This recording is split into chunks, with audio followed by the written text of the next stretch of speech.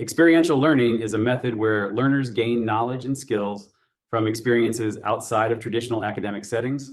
This concept was formulated by educational theorists like John Dewey, Jean Piaget, and more recently, David Kolb. Dewey first introduced the idea that education should be rooted in real experience. Piaget added that learners build knowledge through hands-on activities. David Kolb further developed this into his theory of experiential learning, which explains that learning is a process where knowledge is created through the transformation of experience. Experiential learning includes several key components that distinguish it from more traditional learning methods. First, it is process-oriented, not outcome-oriented. This means that the focus is on the learning journey itself, not just the final product or answer. It involves active participation from the learner, requiring involvement in a task that has real-world applications. Reflection is also a crucial element, as learners must think about what they did, what they learned, and how they can apply this knowledge in the future. This type of learning is also adaptable, meaning it can be tailored to fit the educational needs of different individuals. There are numerous examples of experiential learning across different educational settings.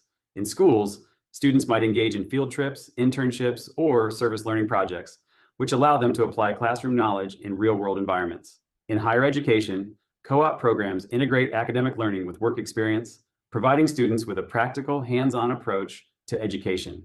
Even in professional development, simulations and role-playing serve as forms of experiential learning that help individuals develop skills in a controlled yet realistic setting.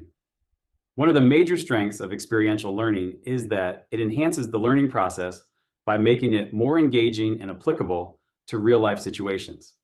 This approach helps learners see the relevance of their studies and motivates them by directly linking classroom theory with practical application.